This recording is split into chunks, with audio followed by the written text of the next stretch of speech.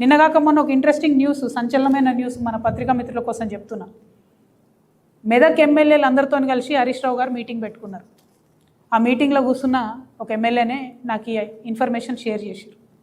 ఏమని, ఎన్టీ రామారావు గారిలాగా కేసీఆర్ గారు కూడా గొప్ప మనిషి, కాకపోతే ఆయన కొడుకుకి వారసత్వం లేదు, కాబట్టి బీఆర్ఎస్ పార్టీ నాకే వస్తుంది, మనం మెదక్లో అన్నీ కూడా గెలుచుకుందాము, తర్వాత బీజేపీతో అగ్రిమెంట్ పెట్టుకుందాము అని చెప్పి వారు స్పష్టంగా చెప్పినట్టుగా ఎమ్మెల్యే గారు నాకు చెప్పడం జరిగింది. అంటే మెదక్ని వేదిక చేసుకొని బీఆర్ఎస్ పార్టీని హస్తగతం చేసుకొని ఎన్టీ రామారావు గారి పేరు తీసిరంటేనే ఈయన కేసీఆర్కి వెన్నుపోటు పొడుస్తాడు అనేది మనం స్పష్టంగా అర్థం చేసుకోవాలి. మరి బీజేపీలతో ఈయనకు అండర్స్టాండింగ్ ఉందని నువ్వెట్లా అంటావు అంటే, ఒక పేరు చెప్తున్నా రాసుకోండి, Raj Pushpa open sky villas. Raj Pushpa open sky villas, ఇది ఇంట్రెస్టింగ్ ఉంటుంది చాలా.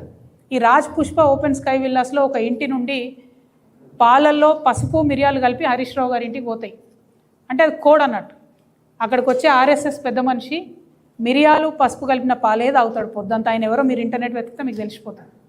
ఆ పెద్ద మనిషి ఆడికి వచ్చిన రోజు హరీష్ రావు గారి ఇంటికి పాలు పోతాయి అన్నట్టు. పోగానే హరీష్ రావు గారు ఆయన కార్యక్రమాలను బంద్ పెట్టుకొని ఆ ఇంటికి పోతాడు. అక్కడ ఆర్ఎస్ఎస్ పెద్ద మనిషితో పలు దఫాలుగా మీటింగ్ జరిగింది.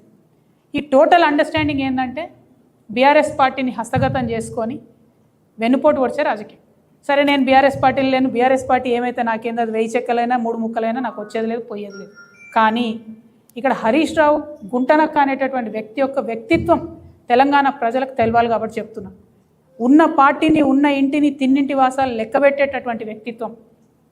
మంత్రిగా ఉన్నప్పుడు ఆ పవర్తో చేసినటువంటి అవినీతి పరుడిని ప్రజలకు మళ్ళొకసారి నేను గుర్తు చేస్తూ ఉన్నా. ఇటువంటి అవినీతిపరుడు, ఇటువంటి వెన్నుపోటుదారుడు ఇప్పుడున్న ముఖ్యమంత్రితో వీళ్ళిద్దరికీ లాలుచి. అంటే ఎటువంటి రాజకీయాలను ప్రోత్సహించాలో దయచేసి తెలంగాణ ప్రజలు ఒక్కసారి ఆలోచన చేసుకోమని నేను కోరుతున్నా.